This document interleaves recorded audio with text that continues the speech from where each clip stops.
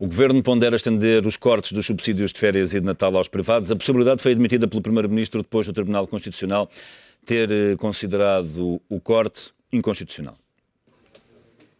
Foi a medida mais polémica do Governo, mas mais do que polémico, o corte dos subsídios de férias e de Natal dos pensionistas e funcionários públicos tornou-se inconstitucional e não vai poder repetir-se no próximo ano, sendo que em relação aos cortes já realizados, os magistrados viabilizaram a medida por já estar em prática a execução orçamental, o que poderia pôr em risco o cumprimento da meta do déficit imposto pela Troika para este ano. Nem tudo são números. Há pessoas no final da cadeia e pessoas que têm direitos e um conjunto de expectativas. O que quer significar que, em última instância, temos sempre os tribunais em quem confiar.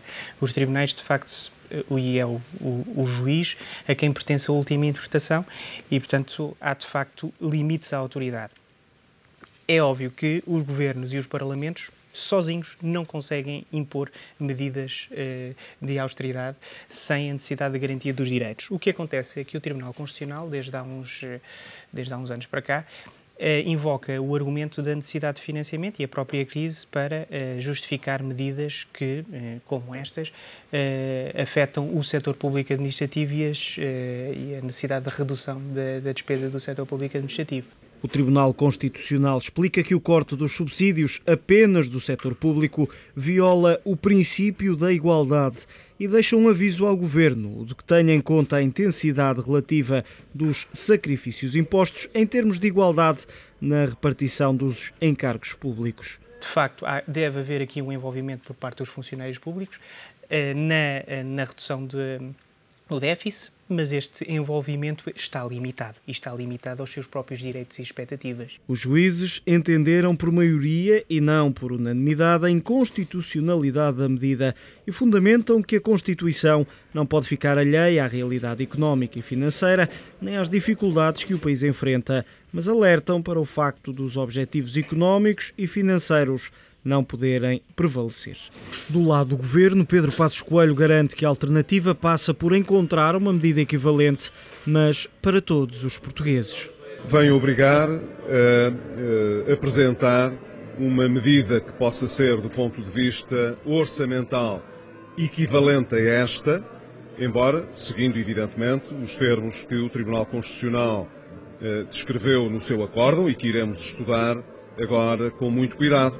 Quer dizer, uma medida orçamentalmente equivalente que não fique, portanto, restringida aos funcionários públicos e aos pensionistas e que possa ter um caráter, digamos, mais universal.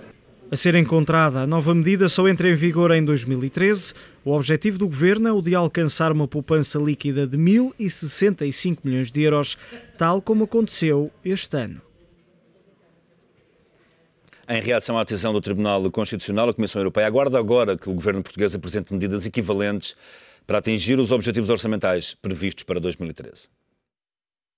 We note in particular that the Court has explicitly left the measure in place for 2012 in order to avoid endangering the achievement of the fiscal targets for this year. The target for 2012, although challenging in a difficult macroeconomic environment, remains therefore achievable. The measures for budgetary consolidation in 2013 are not yet fully specified in the Memorandum of Understanding, which sets out the fiscal objectives to be achieved and the time frame for their achievement. So it will now be for the Portuguese authorities to come up with a proposal for an equivalent consolidation for 2013. São convidados no Enfoque desta sexta-feira Jorge Bacelar Gouveia, Miguel Freitas e Carlos Marques de Almeida. Obrigado a todos pela vossa presença. Professor, começo por si, ilustre constitucionalista, entre outras da Universidade Autónoma de Lisboa. Esta decisão, grande universidade. Uma grande universidade.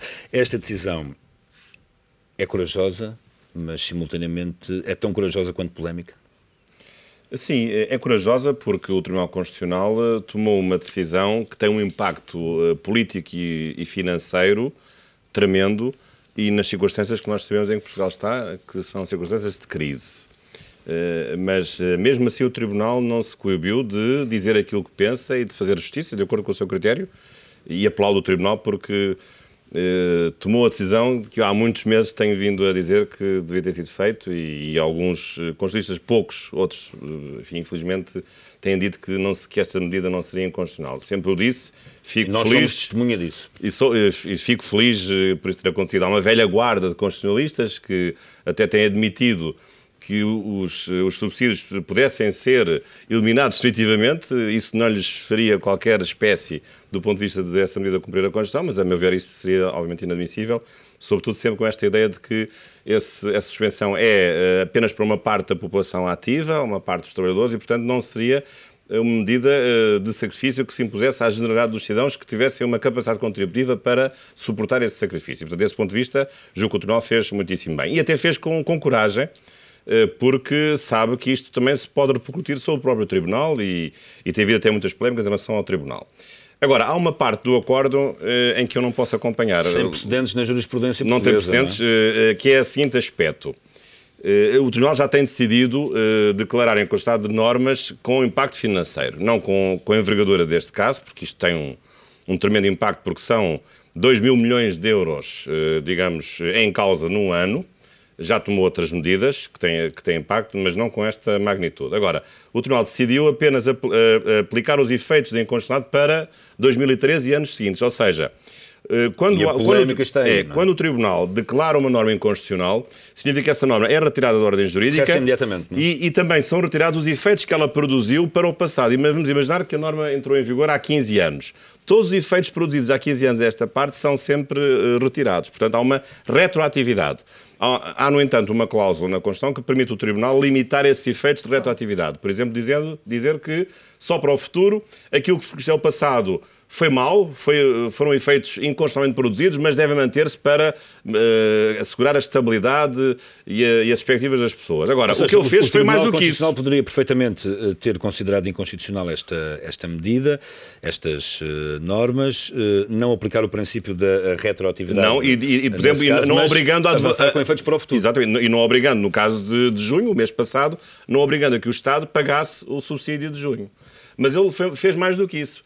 Vem dizer que também o Estado não tem que pagar o subsídio de dezembro que é pago em novembro. Perpetua temporariamente a inconstitucionalidade. Eu acho que isso a Constituição não permite, claramente, e não sou só o único a dizer, toda a gente diz que, apesar de haver essa manipulação dos efeitos no passado, não pode haver uma manipulação prospectiva para o futuro. Portanto, a partir do momento em que o Tribunal considera que uma norma é inconstitucional, o limite máximo para o futuro para onde pode ir é a partir do momento em que o acordo é publicado no Diário da República, que será dentro de dias. E, portanto, não pode nunca suspender essa declaração de inconstitucionalidade por 6 meses para que se aplique apenas no ano seguinte. Aliás, posso-lhe usar uma metáfora. É a mesma coisa que um médico diagnostica um cancro, um tumor maligno, e fica a olhar para o doente à espera que o tumor passe e só vai fazer a operação dali a 6 meses. Dali a 6 meses o doente está morto. Claro, estamos a perpetuar portanto, a inconstitucionalidade. Eu penso que isso é inadmissível. Enfim, lamento que o Tribunal tenha tido uma interpretação diferente da minha e da unanimidade da doutrina portuguesa. Esse acordo, nesse aspecto, vai ser objeto de muitas críticas. Penso que, nesse aspecto, o acordo é ele próprio inconstitucional, porque a Constituição dá alguns poderes de manipulação, mas é sempre para o passado e nunca para manipular prospectivamente a vigência dos efeitos da inconstitucionalidade, mas vamos ver. Mas ao mesmo tempo também é curioso ver esta decisão numa outra perspectiva. Nos últimos meses temos assistido a muitas críticas em relação ao Tribunal Constitucional. Foi uma decisão de 9 contra 2. Foi, mas muitas críticas, várias pessoas a defender a extinção do próprio Tribunal Constitucional, o líder parlamentar do PSD, a Ministra da Justiça, em vários setores. Com esta decisão, de alguma forma, o Tribunal Constitucional acalma essa fúria crítica e, no fundo, faz uma prova de vida, isto é, diz que está vivo e que se quer manter como instituição jurídico-política em Portugal, o que também é importante, sendo certo que aparece num contexto também curioso em que já houve juízes eleitos, a semana passada, mas que ainda não tomaram posse, julgo eu, não sei, e, portanto, não participaram nesta deliberação. E eu lembro-me que nessa polémica que envolveu alguns juízes que eram pré-candidatos, mas não chegaram a ser candidatos, que a questão de saber se eles eram contra ou a favor a esta inconstitucionalidade estava em cima da mesa. Até me dizem, não sei se é verdade, que houve alguns juízes que foram preteridos por supostamente defender a inconstitucionalidade. Ora, esta decisão veio deitar por terra todos esses terceiros, porque afinal o Tribunal até defendeu com uma maioria esmagadora, 9-3 ou 10-2, porque há uma pequena diferença em relação aos votos. Portanto, mostra bem que, no fundo, uma tentativa suposta de manipular as escolhas dos juízes para o Tribunal Constitucional em função daquilo que eles viessem a decidir nesta matéria sensível foi totalmente indiferente e os juízes agiram por convicção e, portanto, sendo totalmente imunes a pressões políticas ou a pressões económicas ou a pressões financeiras. Nesse aspecto, penso que é de louvar a coragem e, enfim, a firmeza da decisão do próprio Tribunal Constitucional. Miguel Freitas, do lado do Partido Socialista, esta decisão do Tribunal Constitucional representa mais um argumento para o Governo alterar o rumo das políticas seguidas até aqui?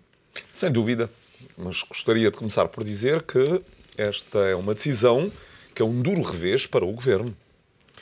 Esta foi uma medida da exclusiva responsabilidade deste Governo e, portanto, é um duro revés não apenas para Pedro Passos Coelho, mas também para o Ministro das Finanças.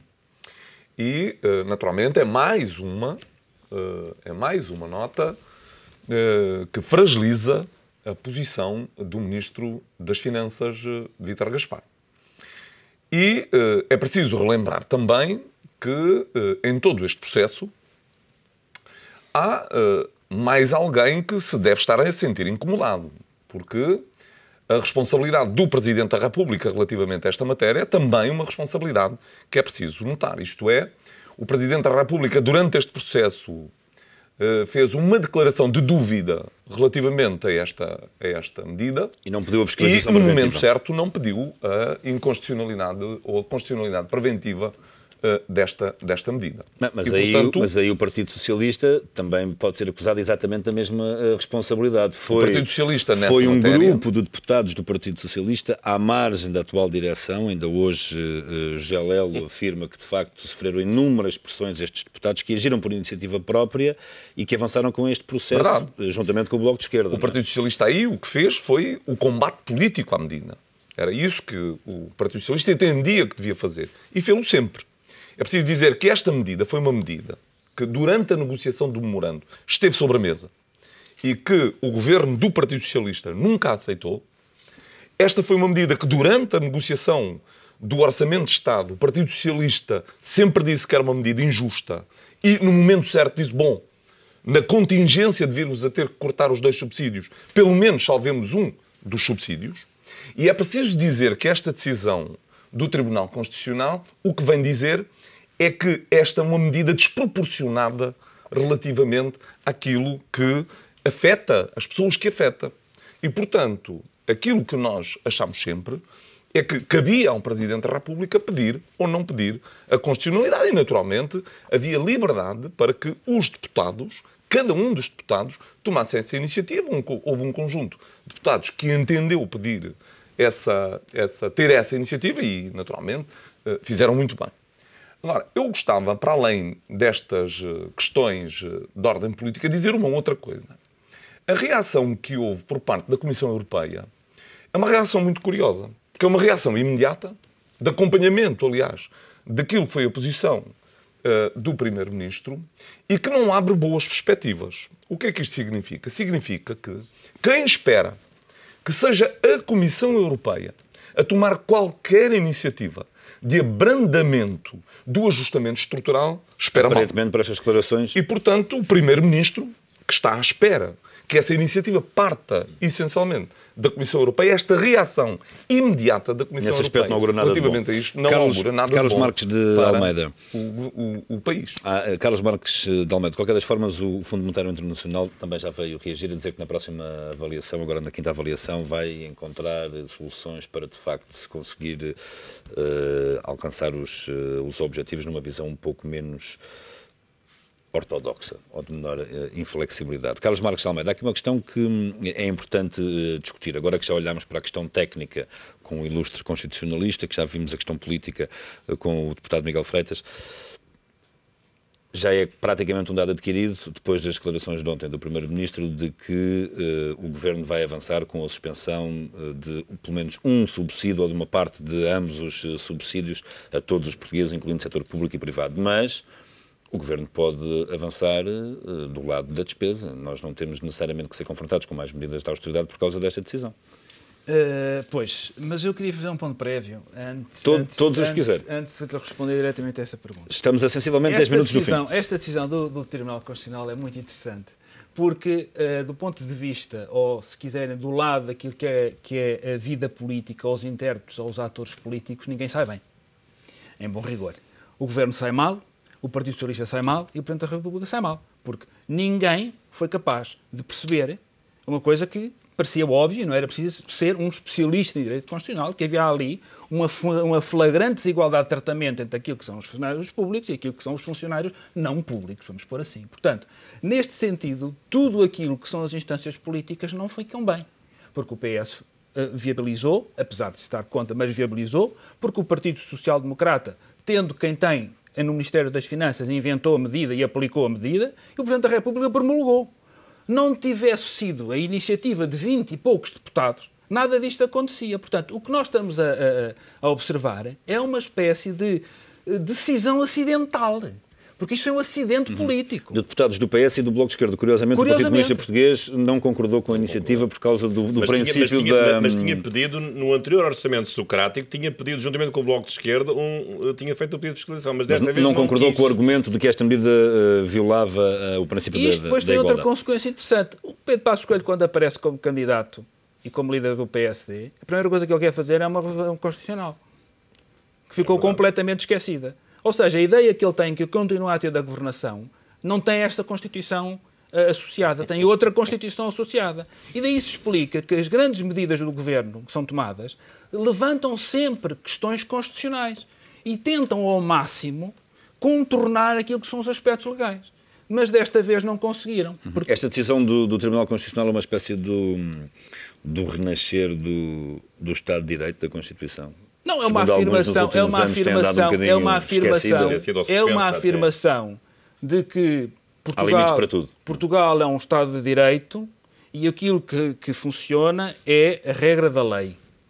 E a regra da lei está acima do interesse ou do expediente político. Portanto, isso é óbvio. E isso... já uma vez uma colega sua perguntou-me o que é que eu queria dizer com isto. Isso faz de Portugal um país normal em termos europeus. Um país normal é um país onde as instituições funcionam. Democraticamente o que é normal é elas funcionarem porque há um incidente de 20 deputados que pedem a fiscalização. Porque nenhum dos órgãos competentes e que tinham toda a legitimidade... Quem eram os órgãos competentes? Não os deputados. Os deputados são um órgão competente. Não, mas não foram os deputados. O órgão competente são os deputados. É uma facção dissidente dentro do Partido Socialista que faz isso. Que se vai aliar ao partido da extrema-esquerda em Portugal, que é equiparado ao Siriza da Grécia. Portanto, é isso que nós estamos a falar. Agora, do ponto de vista... Em colisão frontal com a direção do Partido Socialista. Eu nunca ouvi dizer isso. Mas eu acho que mitigar um pouco esta questão agora, João. Mas mitiga quando eu acabar, ok? Mas rapidamente, professor, rapidamente. Agora, do ponto de vista... Estamos a 10 minutos para o fim da nossa conversa. Do ponto de vista do Governo, o Governo tem aqui um desafio à sua capacidade política. A primeira reação, claro que à pressão da Europa, o Governo reage imediatamente dizendo assim, ok, vamos aumentar a base de tributação e vamos cobrar a toda a gente. Ou seja, não passa pela cabeça do Governo. Cortar a despesa. Exatamente, cortar a despesa. Ou seja, começar a usar os neurónios, num ponto de vista político, de maneira a não, mais uma vez já disse isto e vou dizer, a não usar modelos, mas a olhar para a realidade. Esta decisão do Tribunal Constitucional é uma espécie de wake-up call. É uma espécie de modo de fazer com que o Governo desperte que tem que tomar decisões políticas. Não pode, pura e simplesmente, ter um checklist e aplicar tem que tomar decisões políticas difíceis. Já lhe passo a palavra, professor Miguel Freitas. Há espaço para mais austeridade ou o Governo deve encontrar aqui medidas alternativas, caso seja forçado a isso, fundamentalmente do lado... Aquilo que nós temos vindo a dizer é que esta não é a receita certa. Acrescentar a austeridade à austeridade não é a receita certa. E, portanto, nós aguardamos agora que o Governo apresente a proposta para o próximo Orçamento de Estado e que perceba e que seja capaz de aproveitar todas as oportunidades que não tem sabido aproveitar. Existe hoje um clima distinto daquele que existia há um ano atrás na Europa e é preciso saber aproveitar esse novo clima de maior abertura para o crescimento e o emprego, no sentido de dizer que esta receita, em Portugal, vai levar a uma situação de desgraça social ao país. Claro que ainda é muito cedo para isso, por motivos óbvios, mas tendo em conta estas declarações iniciais do Primeiro-Ministro, na preparação do Orçamento do Estado para 2013, o Governo avançar de facto com este corte sinalizado de uma parte ou da totalidade de um dos subsídios ou de uma parte de ambos, o PS acha que deveria votar contra? Nós vamos avaliar aquilo que são as propostas do Governo e apresentaremos no momento oportuno aquilo que são as nossas contrapropostas relativamente àquilo que são as propostas do Governo. O que dizemos é que acrescentar mais austeridade, mais medidas restritivas, mais medidas recessivas não é o caminho e, portanto, nós esperamos que isto seja uma lição para o Governo, mas que, acima de tudo, o Governo perceba que tem que mudar de receita, tem que mudar de rumo, tem que mudar de trajetória e, portanto, tem que apresentar ao país um orçamento para 2013 que permita, acima de tudo, que retomemos o caminho do crescimento. Professor, o CDS-PP, na reação aqui a este acórdão do Tribunal Constitucional, foi bastante crítico para os juízes, a dizer que esta decisão, na prática, faz com que os juízes tenham adquirido poderes orçamentais. Não, isso não é verdade. Isto é uma acusação grave. Enfim, faz parte da dialética política. O CDS tem um pensamento constitucional. Ou não, na sua opinião? Acho que isso é normal, porque num Estado social em que há uma Constituição económica e em que a Constituição também rege as relações económicas de produção, é natural que haja certo tipo de comportamentos económicos e, sobretudo, a fiscalidade passa a ter uma relevância constitucional. Agora, a partir do momento em que a Constituição tem regras sobre como se faz a fiscalidade, com base em princípios de igualdade e de capacidade contributiva, isso tem que ter uma relevância constitucional. Não é apenas um assunto financeiro, mas também um assunto jurídico ou constitucional, e tem que ser assim. E, portanto, neste caso, o Tribunal não se cedeu, estive a ver o acórdão, em propor um programa alternativo que o Governo devesse seguir. Às vezes também há um pouco essa acusação de que, na fundamentação, o Tribunal foi longe demais. Não me parece isso, mas claro que o Tribunal, e isso é uma exigência, tem que fundamentar devidamente, com consistência, com substância, a sua própria orientação. Mas esse pensamento do CDS é tipicamente conservador e é tipicamente até um pouco neoliberal, no sentido de achar que os juízes não devem interferir nem na economia, nem na sociedade. E, portanto, os seus juízes são juízes estritamente formais e não podem envolver uma discussão jurídica com uma dimensão sociológica ou com uma dimensão económica. Mas, em relação à questão do acesso ao Tribunal Constitucional, enfim, de facto, houve a questão do PS, de alguns deputados terem feito, mas não se esqueçam que, paralelamente a este processo de decisão abstrata, há outros processos a decorrer em tribunais administrativos de primeira instância, em que vários tribunais já deram razão aos sindicatos que impugnaram o não pagamento do salário do subsídio de junho. Portanto, isto mais mês, menos mês, ia chegar à mesma ao Tribunal Constitucional. Claro. Portanto, o Tribunal Constitucional teria sempre a ocasião de se pronunciar. Finalmente, só uma nota final em relação àquilo que o Governo deve fazer. Eu penso que há aqui dois caminhos, com dois carris paralelos. Aumentar a receita, diminuir a despesa. Eu penso que há um caminho inevitável de garantir a receita, até aumentando-a, com um imposto generalizado. O João vai ter que prescindir dos seus subsídios, tenha paciência. A bem da equidade. E, portanto, tem que ser para todos os trabalhadores ou para todos os portugueses, numa lógica de salvação nacional. E até é capaz de ser melhor, porque todos pagam, mas os funcionários públicos não pagam pelos outros, pagam todos, mas menos um pouco, pelo menos a parte dos funcionários. Mas, ao mesmo tempo, o outro carril paralelo, temos de reduzir a despesa. As PPPs, finalmente o Governo agora acordou. Eu vim hoje de Luanda, estive com o Ministro da Economia, que também estava em Luanda nestes dias, por outras razões, num congresso, até estive com ele numa reunião, e ele disse-me que o Governo, no que respeita ao setor da economia, estava a renegociar uma série de PPPs, julgo que 30 e tal, enfim, em que ele tem responsabilidade.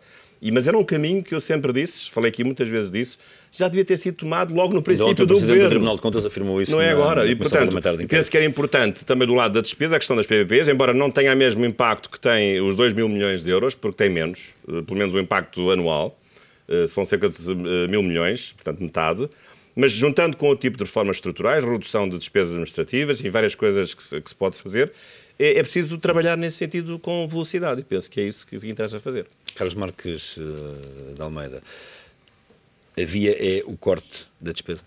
Eu acho que a via provável que o Governo vai adotar não vai ser a do corte da despesa, vai ser a do aumento da receita, porque essa é a mais imediata e é a mais fácil e o Governo está viciado nessa facilidade. Portanto, mas eu relembro que isto é um Governo que foi eleito numa plataforma reformista, cujo objetivo era diminuir o tamanho do Estado e cortar, uma expressão horrorosa, aquilo que eles chamavam as gorduras do Estado. Ora, o Estado está exatamente na mesma. 2/3 na despesa, 1/3 na, Ora, na receita. o que está a acontecer é exatamente o oposto. Portanto, o Exatamente, governo, de acordo com o último relatório da UTAL. o governo vai provavelmente optar pela facilidade. E a facilidade é esmagar os portugueses com mais impostos. E isso vai ter uma consequência muito grave, porque eu acho que o governo ainda não percebeu uma coisa. É que o governo a economia está entre a estagnação, está comprimida e praticamente estagnada. E agora se explica o mistério dos números do desemprego. E se vai retirar mais dinheiro às pessoas, se vai retirar mais dinheiro à economia real para sustentar o Estado, o que o Estado está a fazer é descapitalizar a sociedade de modo a qualquer investimento para o futuro seja completamente impossível. Portanto, essa receita é uma receita que eu acho que é extremamente perigosa, mas que eu acho também que o Governo vai ter a desfaçatez de a aplicar. Porque o Governo tem muito pouca elasticidade e muito pouca imaginação política. E com a pressão que está a receber, e eu concordo perfeitamente com o deputado Miguel Freitas quando ele diz que tem havido oportunidades na Europa que Portugal não tem sabido aproveitar. Portugal vai aos Conselhos Europeus em silêncio. Vai em silêncio e vem em silêncio. O próprio Primeiro-Ministro diz: eu não vou negociar memorando nenhum.